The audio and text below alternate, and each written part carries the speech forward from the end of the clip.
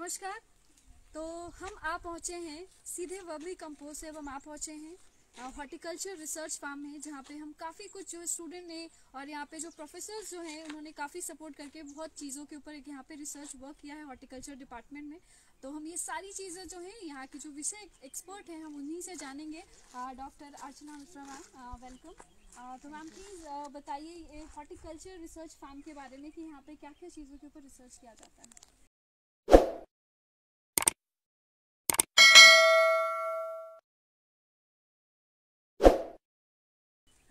धन्यवाद।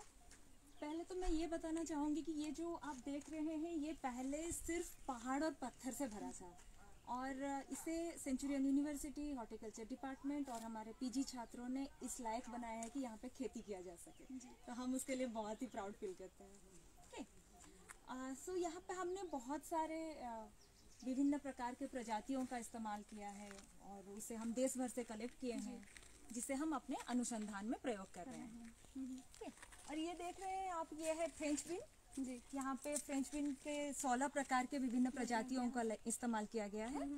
और क्योंकि फ्रेंच बीन में ज़्यादा हाइब्रिड्स अवेलेबल नहीं होते हैं, तो हम क्या करते हैं कि जो भी हमारे पास प्रजातियाँ मौजूद हैं उनको हम कैसे अच्छे तरह से अपने किसान भाइयों तक पहुंचा सकें। जो हमारा सबसे अच्छा प्रजाति है उसको हम अपने किसान भाइयों तक पहुंचा सकें। मैम जैसे कि अभी आपने बोला था कि ये मिट्टी जो होती है और एक जो पत्थर वाला इलाका, ये काफ़ी डिफिकल्ट होता है यहाँ पे फार्मिंग करना, तो मतलब कैसे आपने इन चीज़ों को ओवरकम करके यहाँ पे फार्मिंग शुरू की? यहाँ पे पहले तो पूरा पत्थर से भरा हुआ था, इसको हमने कल्टीवेटर, रोटावेटर, पहले पत्थर हटाओ सारा इस्तेमाल किया, फिर बाहर से हमने फार्मर मैन्योर्स लाए, उनको अप्लाई किया, उनको अप्लाई करके फिर हमने यहाँ पे वर्मी कंपोस्ट यूज़ किया, उसके बाद इसे खेती लायक बनाया गया है। क्योंकि ये भी काफ़ी डिफिकल्ट प्रोसेस होता है एक मतलब समतल ज़मीन को एक फार्मिंग के प्रोसेस में लेकर आना जी। तो हम जैसे अभी अपने फ्रेंच बीन के बारे में हम देख सकते हैं बहुत सारे यहाँ पे यूनिट्स बने हुए हैं अलग अलग रिसर्च के लिए। तो हम एक ही करके आप थोड़ा इसके बारे में बताइए कि क्या क्या चीज़ों के ऊपर वर्क चल रहा है यहाँ पे। यहाँ पे हम 16 प्रकार के विभिन्न प्रजातियों का इस्तेमाल किए हैं जी। जैसे कि हम बता सकते हैं यहाँ पे पूरा देश भर से कलेक्ट किया गया है इसे, और इसमें से हम ये देखेंगे कि कौन सी प्रजाति इस इलाके के हिसाब से जो सबसे अच्छा प्रजाति है उसे हम अपने फार्मर्स को देंगे ताकि वो इससे बहुत ही लाभदायक हों। मैम हम इधर भी देख सकते हैं जैसे यहाँ पे भी अलग अलग नंबर्स हैं, वैरायटीज़ का यहाँ पे मतलब फार्म तैयार किया गया है और यहाँ पे काफ़ी स्टूडेंट्स भी यहाँ पे वर्क कर रहे हैं। तो आप इस यूनिट के बारे में आप थोड़ा एक्सप्लेन कीजिए कि क्या रिसर्च इन चीज़ों के ऊपर हो रहा है। ये है गाजर जी, ये है गाजर का फसल। वैसे तो हम गाजर के फसल के बारे में कैसे किया जाता है उसकी प्रणाली के बारे में हमें पता है, पर यहाँ जो अनुसंधान किया जा रहा है यहाँ पे हम जैविक खेती प्रणाली का इस्तेमाल कर रहे हैं। यहाँ पे रासायनिक उर्वरक के साथ साथ हमने बायो फर्टिलाइजर और जीव खाद का इस्तेमाल किया।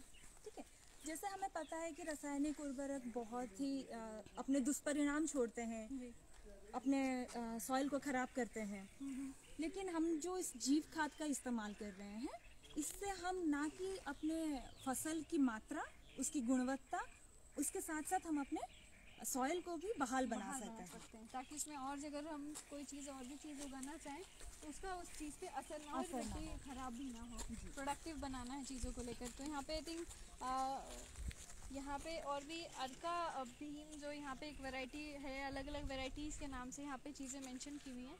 तो हम यहाँ पे जो स्टूडेंट्स हैं वो उनको मतलब किस तरीके से रिसर्च करने के लिए उनको सिखाया जाता है, ट्रेनिंग दी जाती है कि पर्टिकुलर कोई होता है ना कि पर्टिकुलर क्रॉप के ऊपर आपको रिसर्च करना है, ऐसा कुछ होता है या फिर सारे स्टूडेंट को सेम मतलब चीज़ों को देके वैरायटीज़ अलग अलग रिसर्च के नहीं, सबका अलग अलग क्रॉप डिसाइड होता है, जैसे सबको अलग अलग टॉपिक दिया जाता है, उस टॉपिक पे उनको काम करना रहता है और हमारे गाइड्स रहते हैं, हमारे चेयरपर्सन रहते हैं जो उन्हें इंस्ट्रक्ट करते हैं कि आपको कैसे करना है, कैसे बताना है और कौन से काम को कैसे आगे ले जाना है। तो अभी तक कोई इसमें से अभी रिसर्च है जो भी सक्सेसफुली निकल कर आया है? हाँ, यहाँ पे हम देख सकते हैं ये एक हमारा विदेशी ऐसे हम विदेशी सब्जी कहते हैं, जी। जिसे एक्सोटिक वेजिटेबल। ओके। और ये है समर स्क्वाश, ओके। इसे लोकल लैंग्वेज में हम जुचीनी कहते हैं। ओके। और उत्तर भारत में इसे छप्पन कद्दू के नाम से भी जाना जाता हाँ, है। जैसे ये जो कद्दू होता है, जो गार्ड होता है, वो लंबा होता है और ये राउंड वाला है। हाँ, इसका हम अगर चाहें तो इसका देख सकते हैं जी। कि इसका 16 वेराइटी हमने यहाँ पे यूज़ किया है। जिन प्रजातियों को हम यहाँ पे देख सकते हैं वो अभी हार्वेस्टिंग स्टेज पे हैं सारे। हाँ, हाँ। तो विभिन्न प्रकार के हैं। देखने चलें तो यहाँ पे बहुत सारे आकार उनके मिलेंगे, बहुत सारे कलर्स इनके मिलेंगे। ठीक। और इसके बारे में हमें ज़्यादा जानकारी नहीं है, लेकिन हम इसे ये जानते हैं कि जैसे ये बहुत पौष्टिकता से परिपूर्ण है। बहुत विटामिन्स, मिनरल्स जैसे मैग्नीशियम, पोटेशियम और sodium, vitamin C, vitamin B6 सारे इसमें परिपूर्ण हैं। जी।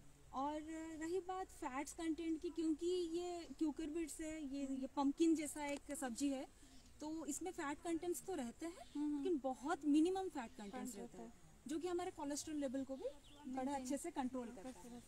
और सबसे अहम बात ये है कि यहाँ पे आप देखिए अलग प्रकार के हैं। ग्रीन प्रॉपर, ये तो मैम आई थिंक ये वैरायटी जो है ये काफ़ी अलग है। ये प्रॉपर एक ग्रीन में है, ये भी वही है, गार्डन है। यही समर स्क्वाश है, है। लेकिन ये अलग तरह के हैं। ये जुकीनी जैसा थोड़ा थोड़ा है, लेकिन ये जुकीनी ही है मैडम। ओके, ये जुकीनी ही है।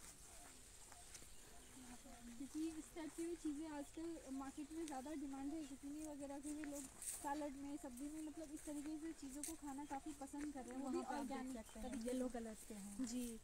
ओके, तो यहाँ पे अलग अलग कलर्स के ऊपर भी रिसर्च किया गया है। डिफरेंट कलर्स, यहाँ पे कौन अलग सा अलग शेड्स हैं, इसमें शेड्स इसके अलग हैं। बहुत सारे डिफरेंट सेफ्स हैं इसके।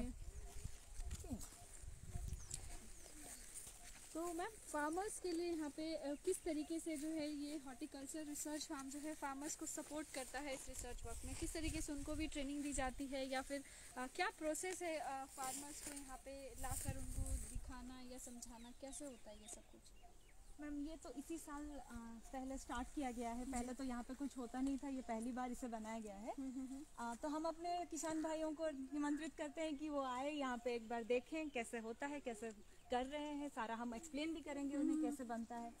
और इसका एक सबसे ज़रूरी बात ये है कि इसके खेती में हमें ज़्यादा निवेश नहीं करना पड़ता। और ये बीज बोने के 20 से 25 दिनों में इसमें फूल आ जाते हैं और 30 से 35 दिनों में इसमें फल आ जाते हैं। और इसकी बाजार में कीमत 120 से 150 रुपए किलो तक है, जिससे कि हमारे किसान भाई तो बहुत ही लाभदायक होंगे। तो मैम एक लास्ट चीज़ मैं आपसे पूछना चाहती हूँ, अगर कोई इस तरीके का फार्म को शुरू करना चाहता है, अगर उड़ीसा में हम जैसे हैं अभी हैं, तो फिर उड़ीसा में अगर कोई शुरू करना चाहता है गजापति में डिस्ट्रिक्ट में इस तरीके का फार्म हॉर्टिकल्चर में, तो क्या क्या चीज़ों को उनको जो है एडवाइस ध्यान में रखने की ज़रूरत है, और क्या क्या प्रिकॉशंस जो है वो दिमाग में रखने की ज़रूरत है इस तरीके से?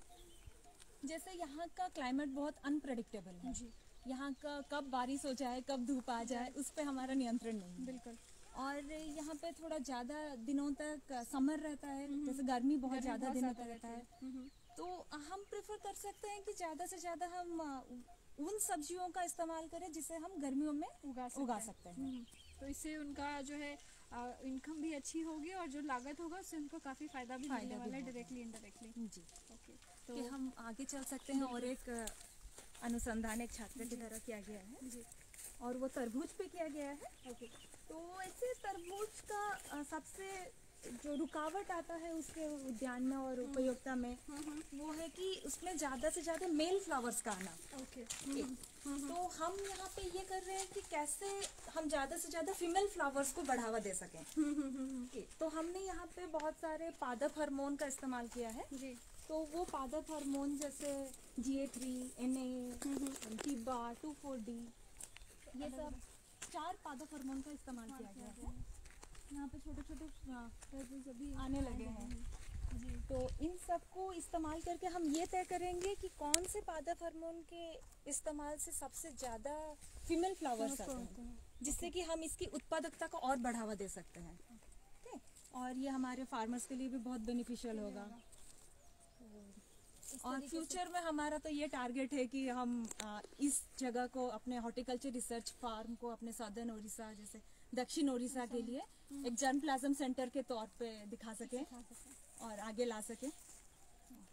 तो thank you so much ma'am, आपने काफ़ी तरीके से जो है चीज़ों को एक्सप्लेन किया है। और अभी ज़्यादा वक्त नहीं हुआ इस फार्म को शुरू किए, बट इस फार्म में हम आए हुए हैं तो हम देख सकते हैं काफ़ी अलग अलग वेराइटीज़ के ऊपर जो है काम किया हुआ है। अभी मैम ने जैसे बताया कि तरबूज का जो फीमेल सीड्स के ऊपर उसके ऊपर भी काम किया गया है। यहाँ पे अलग अलग तरीके से जो है स्क्वैश जो है उसके ऊपर भी कलर्स वेराइटीज़ के ऊपर काम किया गया है। तो काफ़ी कुछ जो है सेंचुरी यूनिवर्सिटी के जो अभी यहाँ पे रिसर्च हॉर्टिकल्चर रिसर्च फार्म है, इसके ऊपर काफ़ी कुछ नई नई चीज़ों के ऊपर रिसर्च हो रहा है। तो thank you so much ma'am for interacting with us, thank you so much, thank you. तो और भी इंटरेस्टिंग वीडियोस के लिए देखते रहिए कृषि जागरण। Thank you.